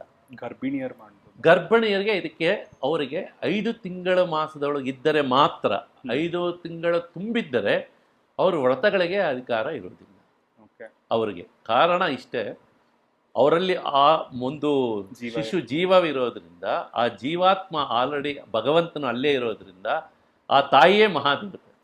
ಸೊ ಆದ್ದರಿಂದ ಆ ತಾಯಿ ಯಾವುದೇ ವ್ರತಗಳಾಗಲಿ ಇದಾಗಲಿ ಆಚರಣೆ ಇರೋದಿಲ್ಲ ಅವರಿಗೆ. ಸೊ 5 ತಿಂಗಳು ಗರ್ಭಿಣಿ ಆಗಿದ್ರೆ ಮಾತ್ರ, 5 ತಿಂಗಳು ತುಂಬಿದ ಮೇಲೆ ಅವ್ರ ವ್ರತಗಳಿಗೆ ಫಲ ಇಲ್ಲ ಅವರಿಗೆ. ಸರಿ. ಆಮೇಲೆ ಇನ್ನ ವರಮಹಾಲಕ್ಷ್ಮಿ ಹಬ್ಬ ಬಿಟ್ಟು ಬೇರೆ ಯಾವಾಗ ಲಕ್ಷ್ಮೀ ಪೂಜೆಗಳನ್ನ ಮಾಡಬಹುದು ಅಂತ? ಪ್ರತಿ ಶುಕ್ರವಾರವೂ ಲಕ್ಷ್ಮೀ ಪೂಜೆ, ಪ್ರತಿನಿತ್ಯವೂ ಲಕ್ಷ್ಮೀ ಪೂಜೆ ಇದೆ. ನೀವು ಯಾವ ರೀತಿಯಲ್ಲಾದರೂ ಆ ತಾಯಿಯನ್ನು ಆರಾಧಿಸಿ, ಆ ತಾಯಿ ನಿಮಗೆ ಪ್ರತಿನಿತ್ಯವನ್ನು ಮಾಡಬೇಕು. ವರಮಹಾಲಕ್ಷ್ಮಿ ಒಂದು ವರ್ಷದಲ್ಲಿ 1 ದಿವಸ ವರಮಹಾಲಕ್ಷ್ಮಿ ಕೊಟ್ಟರೆ 364 ದಿನಗಳೂ ಲಕ್ಷ್ಮಿ ಇದೆ. 364 ನಿತ್ಯ ಲಕ್ಷ್ಮೀ ಪೂಜೆಯನ್ನು ಮಾಡ್ತಾ ಇದ್ದರೆ 365ನೇ ದಿವಸ ವರಮಹಾಲಕ್ಷ್ಮಿನ ಪ್ರಾರ್ಥನೆ ಮಾಡಿದ್ರೆ ನೀವು ವರ್ಷದಲ್ಲಿ ಮಾಡ್ತಕ್ಕ ಪೂರ್ಣ ಫಲ ಅವನಿಗೆ ಸಿಗುತ್ತೆ. 1 ದಿವಸ ವರಮಹಾಲಕ್ಷ್ಮಿ ವ್ರತ ಮಾಡಿದ ಕೂಡಲೇ ನಿಮಗೆ ಲಕ್ಷ್ಮೀ ಬಾಂಧೆ ಬರೋದಿಲ್ಲ. 364 ಲಕ್ಷ್ಮಿಯನ್ನು ಮಾಡಿ 365ನೇ ದಿವಸ ವರಮಹಾಲಕ್ಷ್ಮಿಯನ್ನು ಕೇಳಿದರೆ ಆಗ ನಿಮ್ಮ ಪೂರ್ಣ ಫಲ ಸಿಗುತ್ತೆ. ಇದು ಯಜ್ಞ ಇದ್ದಂಗೆ, ಪ್ರತಿನಿತ್ಯ ಲಕ್ಷ್ಮೀ ಪೂಜೆ ಇದೆ. ಇನ್ನು ಯಾವ ಥರದ ಲಕ್ಷ್ಮೀ ಭಾವಚಿತ್ರ ಇಟ್ಟು ಪೂಜೆ ಮಾಡಬಹುದು? ಲಕ್ಷ್ಮಿ ಕುಳಿತುಕೊಂಡು ಕಮಲದ ಮೇಲೆ ಕೂತಿರುವಂತ ಲಕ್ಷ್ಮಿಯೇ ವಿಶೇಷವಾದ. ಕೆಲವರು ನಿಂತಿರೋ ಲಕ್ಷ್ಮಿ, ನೀವು ರವಿವರ್ಮನ್ ಪೇಂಟಿಂಗ್ಸ್ ಎಲ್ಲ ನೋಡಿದ್ರೆ ಅದು ಅವರವರ ಭಾವನೆ. ಅದಕ್ಕೆ ಇಲ್ಲಿ ಕಳಶದಲ್ಲಿ ಇಟ್ಟಾಗ ನಾವು, ಯಾಕೆಂದ್ರೆ ಕಳಶ ಅಷ್ಟೇ ಅದಕ್ಕೆ ಬಿಟ್ರೆ ಆಕಾರ ಏನು ಇರೋದಿಲ್ಲ ಅಲ್ಲಿ. ಓಕೆ. ಇನ್ನ ಕೆಲವರು ಹೇಳ್ತಾರೆ ನೀವು ದೇವರ ಚಿತ್ರ ತಗೋಬೇಕಾದ್ರೆ ನೋಡಿ ತಗೋಬೇಕು, ಅಂದ್ರೆ ದೇವರು ಪ್ರಸನ್ನವದನದಲ್ಲಿದ್ರೆ ತಗೋಬೇಕು, ಅಂದ್ರೆ ಇಟ್ ಡಿಪೆಂಡ್ಸ್ ಆನ್ ಮೂಡ್. ಇವಾಗ ಸಂಜೀವಿನಿ ಪರ್ವತ ಹೊತ್ಕೊಂಡು ಹೋಗ್ತಿರೋ ಆಂಜನೇಯನ್ ಪೂಜೆ ಮಾಡ್ಬೋದು, ಬಿಕಾಸ್ ಅವ್ನು ದುಃಖದಲ್ಲಿ ಇರ್ತಾನೆ, ಲಕ್ಷ್ಮಣನ್ ಹಿಂಗಾಗಿದೆ ಅಂತ. ನಿಮಗೇನು ಒಳ್ಳೇದು ಮಾಡಿದ್ದು ಅವರವರ ಭಾವನೆಗೆ ಬಿಟ್ಟಿರೋದು. ಇದು ನಿಮಗೆ ನಿಮ್ಮ ಮನಸ್ಸಿಗೆ ಯಾವ ಚಿತ್ರ ಬಹಳ ಇಷ್ಟ ಆಗುತ್ತೋ ಆ ದೇವರ ಪೂಜೆನೂ ನೀವು ಮಾಡಿ, ಬಹಳ ಪೂರ್ಣ ಫಲ ಸಿಗುತ್ತೆ. ಆಂಜನೇಯ ಸಂಜೀವಿನಿ ಪರ್ವತ ಇಟ್ಕೊಂಡಿದ್ರೂ ಒಳ್ಳೆಯದು, ಧ್ಯಾನದಲ್ಲಿದ್ದರೂ ಒಳ್ಳೆಯದೇ, ಇನ್ನೊಂದು ರೂಪದಲ್ಲಿದ್ದರೂ ಒಳ್ಳೆಯದೇನೆ. ಆದರೆ ನಿಮಗೆ ಆನಂದವ, ನಿಮ್ಮ ಆತ್ಮ ಅದನ್ನು ಒಪ್ಪಿದೆಯಾ, ಆ ವ್ರತವನ್ನು ನಿಮಗೆ ಆಚರಣೆ ಮಾಡಲಿಕ್ಕೆ ನಿಮ್ಮ ಆತ್ಮ ಶುದ್ಧಿಯಾಗಿ ಒಪ್ಪಿದರೆ ಯಾವ ರೀತಿ ಫೋಟೋವನ್ನು ಇಟ್ಟರೂ ನೀವು ಪೂಜೆಯನ್ನು ಮಾಡ್ಬೋದು. ದುರ್ಗಾ ಫೋಟೋವನ್ನು ಇಡ್ಕೋಬೋದು, ಮಹಾಕಾಳಿ ಫೋಟೋವನ್ನು ಇಡ್ಬೋದು, ಸತ್ಯನಾರಾಯಣ ಫೋಟೋವನ್ನು ಇಡ್ಬೋದು. ನಿಮ್ಮ ಮನಸ್ಸಿಗೆ ತೃಪ್ತಿಯಾಗಿರಬೇಕು ಮನೆಯಲ್ಲಿ. ಆಹಾರ ಪದ್ಧತಿಗಳಿಗೂ ಇದಕ್ಕೂ ಸಂಬಂಧ ಇರೋದಿಲ್ಲ. ಆಹಾರ ಪದ್ಧತಿಯೇ ಬೇರೆ, ವ್ರತಗಳಾಗಲಿ ಪೂಜೆಗಳಾಗಲಿ ಬೇರೆ. ಆದ್ದರಿಂದ ಅವ್ರ ನಿತ್ಯ ಪೂಜೆಗಳನ್ನು ಅಷ್ಟೇನೆ ಅವ್ರು ಯಾವ ರೀತಿಯಲ್ಲಿ ಮಾಡ್ತಾ ಇದ್ರು, ಪ್ರತಿನಿತ್ಯನೂ ಮಾಡ್ತಾ ಇದ್ರು, ತುಂಬ ಒಳ್ಳೆಯದು. ಇನ್ನ ನಿಮ್ಮ ಕಾಲದಲ್ಲಿ ವರಮಹಾಲಕ್ಷ್ಮಿ ವ್ರತ ಹೆಂಗಿರ್ತಿತ್ತು ನೀವು ಚಿಕ್ಕವರಿದ್ದಾಗೆಲ್ಲ? ಈಗಿನ ಕಾಲ ನೋಡಿದೀರಾ, ನಿಮ್ಮ ಮಕ್ಕಳೆಲ್ಲ ನಮ್ಮ ಏಜಿನ ಜನರೇಷನ್ ಅವರೇ, ಒಂಥರ ಈಗ ಲೈಫ್. ಹೌದು ಹೌದು, ಖಂಡಿತ. ಒಂದು 30-40 ವರ್ಷ ಹಿಂದೆ ಇದನ್ನು ಆಚರಣೆ ಮಾಡ್ತಾ ಇದ್ದದ್ದು ಯಾರು ಜಾಸ್ತಿ? ಒಂದು ಬ್ರಾಹ್ಮಣರು, ವೈಶ್ಯರು ಮಾತ್ರ ಈ ವ್ರತಗಳನ್ನ ಇಟ್ಕೊಳ್ತಾ ಇದ್ರು. ಬೇರೆ ಎಲ್ಲರೂ ಏನಿದ್ರು ದೇವಸ್ಥಾನಕ್ಕೆ ಹೋಗಿ ಬಂದು ನಮಸ್ಕಾರ ಮಾಡಿದ್ರೆ ಮುಗಿತಾ ಇತ್ತು. ಬೇರೆ ಯಾರಾದ್ರೂ ಕರೆದ್ರೆ ಅವ್ರ ಮನೆಗೆ ಹೋಗಿ ನಮಸ್ಕಾರ ಮಾಡಿ ಬರ್ತಾ ಇದ್ರು. ಕಾಲಕ್ರಮೇಣದಲ್ಲಿ ಏನಾಗ್ತಾ ಇತ್ತು, ಆ ದಿನದ ಪರಿಸ್ಥಿತಿ ಏನಾಗ್ತಾ ಇತ್ತು ಅಂತ ಹೇಳಿದ್ರೆ ಹಣಕಾಸಿನ ಅಭಾವ ಬಹಳ ಇತ್ತು, ಅವರ ಸಮಸ್ಯೆಗಳು, ಅವರು ಇದು ಎಲ್ಲದರಲ್ಲಿ. ಕಾಲಕ್ರಮೇಣದಲ್ಲಿ ಏನಾಗ್ತಾ ಇದೆ, ಪ್ರತಿಯೊಬ್ಬರಿಗೂ ಲಕ್ಷ್ಮಿ ಒಲಿದಿದ್ದಾಳೆ. ಸೊ ಎಲ್ಲರಿಗೂ ಆನಂದ ಬೇಕು, ಎಲ್ಲರಿಗೂ ಸಂತೋಷ ಬೇಕು, ಎಲ್ಲರ ಮನೆಯಲ್ಲೂ ಲಕ್ಷ್ಮಿ ಇನ್ನೂ ತಾಂಡವವಾಗಲಿ. ಸೊ ಆದ್ದರಿಂದ ಪ್ರತಿಯೊಬ್ಬರು ಅವರವರ ವಿಚಾರವಾಗಿ, ಅವರವರ ಧಾರೆಯಾಗಿ ಅವರು ವ್ರತಗಳನ್ನ ಮಾಡಿಕೊಳ್ತಾ ಇದ್ದಾರೆ. ಆಚರಣೆಗಳೆಲ್ಲ ಒಂದೇ, ಅಂದು ಅದೇ ಆಚರಣೆಗಳು, ಇಂದು ಆಚರಣೆ. ಆವತ್ತಿನ ಕಾಲಘಟ್ಟದಲ್ಲಿ ನಡೀತಕ್ಕಂತಹ ವ್ರತಾಚರಣೆ ಅದೇ ರೀತಿಯಲ್ಲಿ ಮಾಡ್ಕೊಳ್ಳೋದು. ಇವತ್ತಿನ ಕಾಲಘಟ್ಟ ತುಂಬ ಬದಲಾವಣೆ ಆಗಿದೆ. ಇದೆಲ್ಲ ಕಂಪ್ಯೂಟರ್ ಯುಗ ಆಗಿದ್ದೀರಾ. ಆ ಕಂಪ್ಯೂಟರ್ ಯುಗದಲ್ಲಿ ಭಕ್ತಿ ತುಂಬಾ ಇರೋದು, ಭಕ್ತಿ ಕಾರಣ ಇಷ್ಟೇ. ಇವಾಗ ಎಲ್ಲ ಒಂಥರ ನಿಮ್ಮನೆಗೆ ಜೋರಾಗಿಟ್ಟಿದಾರ, ನಮ್ಮನೇಲೂ ಇಡೋಣ ಹಿಂಗೆ. ಇದಕ್ಕೆಲ್ಲ ನಿಮ್ಮ ಕಂಪ್ಯೂಟರ್, ನಿಮ್ಮ ಮೊಬೈಲೇ ಇದಕ್ಕೆ ಕಾರಣ ಆಗ್ತಾ ಇರೋದು. ಕಾರಣ ಎಲ್ಲ ನಿಮ್ಗೆ ಮೊಬೈಲಿಂದಾನೆ. ಈ ಮೊಬೈಲ್ ಇವತ್ತಿನ ದಿವಸ ಯಾವ ಲೆವೆಲ್ಗಿದೆ ಅಂದರೆ ಎಲ್ಲ ವಿಚಾರಗಳನ್ನು ನಿಮ್ಮ ಮೊಬೈಲ್ ಕೊಡ್ತಾ ಇದೆ. ಆವತ್ತಿನ ದಿವಸ ಅದಕ್ಕೆ ಆಸ್ಪದ ಇರಲಿಲ್ಲ. ಆವತ್ತಿನ ದಿವಸ ಏನೋ ಬಾಂಧವ್ಯಗಳಿತ್ತು ಅವತ್ತು. ಆ ಬಾಂಧವ್ಯಗಳಿಗೋಸ್ಕರ ಏನಾಗ್ತಾಯಿತ್ತು, ವ್ರತಗಳನ್ನು ಮಾಡಿದಾಗ ವ್ರತಕಾಚರಣೆಗಳಿಗೆ ಏನು ಬೇಕಿತ್ತೋ ಆ ಸುತ್ತಮುತ್ತಲ ಜನಗಳು ಅವ್ರ ಮನೆಗೆ ಬಂದು ಒಂದು ಆಶೀರ್ವಾದ, ಒಂದು ನೆಮ್ಮದಿ ಎಲ್ಲ ತಗೊಳ್ತಾ ಇದ್ರು. ಇವತ್ತು ಕಾಲಘಟ್ಟದಿಂದ ನಿಮ್ಮ ಮೊಬೈಲಲ್ಲೇ ಎಲ್ಲ ಅಪ್ಡೇಟ್ ಆಗಿರೋದ್ರಿಂದ ನಾವು ಅದ್ರ ಬಗ್ಗೆ ಏನು ಹೇಳೋ ಒಂದು ಪ್ರಮೇಯದಲ್ಲಿ ಇಲ್ಲ. ಆಕ್ಚುಲಿ ನಿನ್ನೆ ಭೀಮ್ನ ಅಮಾವಾಸ್ಯೆ ಇತ್ತು, ಸೊ ಹಂಗೆ ಮೊಬೈಲಲ್ಲಿ ಏನ್ ತೆಗೆದ್ರು ಯಾರು ಗಂಡನ್ ಕೂರಿಸ್ಬಿಟ್ಟು ಟೇಬಲ್ ಮೇಲೆ ಕಾಲಿಡ್ಸಿ ನೀರ್ ಹಾಕಿ ತಲೆ ಮೇಲೆ ಪ್ರೋಕ್ಷಣೆ ಮಾಡ್ಕೊಂಡು ಅರಿಶಿನ ಕುಂಕುಮ ಊದ್ಗಡ್ಡಿ ಕರ್ಪೂರ ಎಲ್ಲ. ಆಕ್ಚುಲಿ ಅದು ಇಲ್ವಾ, ಅದು ಕರ್ವಾ ಚೌತ್ ನಾರ್ತ್ ಇಂಡಿಯನ್ಸ್ ಮಾಡ್ತಿದ್ದು. ಅದು ಕರ್ವಾ ಚೌಕಲ್ಲಿ ಅವ್ರಿಗಿದೆ, ನಮಗಿಲ್ಲ ಅದು. ಅಲ್ಲ, ಇವಾಗ ಅದೊಂಥರ ಟ್ರೆಂಡ್ ಆಗ್ಬಿಟ್ಟಿದೆ. ಅದೆಲ್ಲ ನಿಮ್ ಮೊಬೈಲ್ ಕಾರಣ. ಇವತ್ತು ಕಾರಣವೇ ನಿಮ್ಮ ಮೊಬೈಲು. ನಿಮ್ಮ ಮೊಬೈಲಲ್ಲಿ ಏನಾಗ್ತಾ ಇದೆ ಅಂತ ಹೇಳಿದ್ರೆ ಅಪಪ್ರಚಾರಗಳೇ ಜಾಸ್ತಿ ಆಗ್ತಾ ಇದೆ. ಅದು ಯಾವುದು ವಿಧಾನಗಳನ್ನು ಸರಿಯಾಗಿ ತಿಳಿಸೋರು ಕಮ್ಮಿ ಆಗಿದ್ದಾರೆ. ಕಾಲಘಟ್ಟದಲ್ಲಿ ಏನಾಗ್ತಾ ಇದೀವಿ ಅಂದರೆ ಇದರಲ್ಲಿ ಬರುವಂತಹದ್ದು ಹೇಳುವಂಥದ್ದನ್ನೇ ಎಲ್ಲರೂ ಫಾಲೋ ಮಾಡ್ತಾ ಇದ್ದಾರೆ, ಅವ್ರವ್ರ ಇಷ್ಟಭಾಗದಲ್ಲಿ ಮಾಡ್ತಾ ಇದ್ದಾರೆ. ಸಂತೋಷ. ಹಾಗಾದ್ರೂ ವರ್ಷದ ಒಂದು ದಿವಸ ಗಂಡನ ನಮಸ್ಕಾರ ಮಾಡಿ ಸಂತೋಷ ಬಿಡ್ತೇವೆ, ಅದರಲ್ಲಿ ತಪ್ಪಿಲ್ಲ. ಅದೇ ಜ್ಯೋತಿರ್ಭೀಮೇಶ್ವರ ಯಾರು ಕೂರ್ಸೋದು, ವಿಭೂತಿ ಪಟ್ಟೆ ಇಡೋದು, ಎಲ್ಲರೂ ಅದ್ ನೋಡಿ ನೇನೆ ನಗು ತಡ್ಕೊಳಕ್ಕಾಗ್ಲಿ. ಇವ್ರಿಗೆ ಇನ್ಫಾರ್ಮೇಶನ್ ಇಲ್ದೆ ಮಾಡ್ತಾರ, ಸುಮ್ನೆ ಒಂದಷ್ಟು ವ್ಯೂಸ್ ಲೈಕ್ಸ್ ಬರ್ಲಿ ಅಂತ. ಹೌದು, ಈಗೆಲ್ಲ ಮೊಬೈಲ್ ಜೀವನ ಆಗ್ತಾ ಇರೋದ್ರಿಂದ ಮೊಬೈಲಲ್ಲಿ ಹಾಕೋದು, ಮೊಬೈಲ್ ಏನು ಹೇಳೋದು ಕೇಳುತ್ತೇವೆ, ಅದೇ ಒಬ್ಬ ಶಾಸ್ತ್ರಿಗಳ ಹತ್ರ ಹೋಗಿ ಅದನ್ನು ವಿಚಾರ ಕೇಳುವಂತ ಮನಸ್ಸಲ್ಲಿ ಯಾರೂ ಇಲ್ಲ. ಈಗ ಮೊಬೈಲ್ ಹೇಳಿದ್ರೆ ಕೇಳ್ತಾರೆ, ಒಬ್ಬ ಪೌರೋಹಿತರು ಹೇಳಿದ್ರೆ ಕೇಳೋ ಪರಿಸ್ಥಿತಿಯಲ್ಲಿ ಯಾರು ಪುರೋಹಿತರಿಗೆ ವಾಪಸ್ ಹೇಳುವಂತವ್ರು. ಹೌದು, ಖಂಡಿತ ಖಂಡಿತ ಖಂಡಿತ ಇದ್ದಾರೆ. ಹೌದು, ಖಂಡಿತ ಇದ್ದಾರೆ. ಬಟ್ ಏನಂತ ಹೇಳಿದ್ರೆ ವಿಚಾರಗಳು ಬಹಳ ಇದೆ, ಇದೆಲ್ಲ ಬಹಳಷ್ಟು ವಿಚಾರಗಳಿದೆ ಇದರಲ್ಲೆಲ್ಲ ಕೂತ್ಕೊಂಡು ಕೇಳಲಿಕ್ಕೆ. ಬಟ್ ಈ ವಿಚಾರಗಳನ್ನ ಶ್ರದ್ಧೆಯಿಂದ ಆಚರಿಸೋದೇ ಮುಖ್ಯ. ಯಾವುದೇ ಮಾಡಿದ್ರೆ ಶ್ರದ್ಧಾ ಮತ್ತು ಭಕ್ತಿ ಬೇಕು. ಯಾವುದೇ ಕೆಲಸ ಮಾಡಿ, ನೀವು ಉದ್ಯೋಗ ಆಗಬಹುದು, ವ್ರತ ಆಗಬಹುದು, ನಿಮ್ಮ ಜೀವನ ಶೈಲಿ ಆಗ್ಬೋದು, ಶ್ರದ್ಧಾ ಮತ್ತು ಭಕ್ತಿ ಇದ್ದರೆ ಅದರಿಂದ ನಿಮ್ಮ ಖಂಡಿತವಾಗಲೂ ನೀವು ಪೂರ್ಣ ಗುಣ ಸಿಗುತ್ತೆ, ಪೂರ್ಣ ಫಲ ಸಿಗುತ್ತೆ. Thank you so much uncle. ಇಷ್ಟೊತ್ತು ನನ್ನೊಟ್ಟಿಗೆ ಮಾತಾಡಿದ್ರಿ. ಅವ್ರ ಮಹಾಲಕ್ಷ್ಮಿ ಹಬ್ಬದ ಬಗ್ಗೆ ಒಂದಷ್ಟು ಒಳ್ಳೆ ಮಾಹಿತಿಗಳನ್ನ ಕೂಡ ತಿಳಿಸಿಕೊಟ್ರಿ, ವ್ರತ ಹೇಗೆ ಮಾಡೋದು ಅಂತ. ಐ ಆಮ್ ಶೋರ್ ಈ ಒಂದು ವಿಡಿಯೋಯಿಂದ, ಈ ವಿಡಿಯೋನ ಯಾರು ನೋಡ್ತಾರೋ ಅಟ್ಲೀಸ್ಟ್ ಅವರಿಗೆ ವ್ರತ ಹೇಗೆ ಮಾಡೋದು ಶ್ರದ್ಧಾ ಭಕ್ತಿಯಿಂದ ಅಟ್ಲೀಸ್ಟ್ ಇಷ್ಟು ದಿನ ತಪ್ಪಾಗಿ ವ್ರತ ಮಾಡ್ತಿದ್ರೆ ಮುಂದೆ ಕರೆಕ್ಟ್ ಮಾಡ್ಕೊಳ್ಳೋ ಅಂತ ಚಾನ್ಸ್ ನಿಮ್ಮಿಂದ ಆಯಿತು. ಖಂಡಿತ ಒಳ್ಳೇದಾಗಲಿ, ಎಲ್ಲ ಜನಗಳಿಗೂ ಒಳ್ಳೆ ಅಭಿವೃದ್ಧಿ ಆಗಲಿ. ಪ್ರತಿಯೊಬ್ಬರು ಅವ್ರ ಕಷ್ಟಗಳ ನಿವಾರಣೆ ಮಾಡಿಕೊಂಡು ಆ ತಾಯಿಯ ಅನುಗ್ರಹದಿಂದ ಅಷ್ಟೈಶ್ವರ್ಯ ಸಂತೋಷದಿಂದಿರಲಿ, ನೆಮ್ಮದಿಯಿಂದಿರಲಿ. ದೊಡ್ಡವರಿಗೆ ಆಶೀರ್ವಾದ. ನಮಸ್ಕಾರ uncle, thank you so much.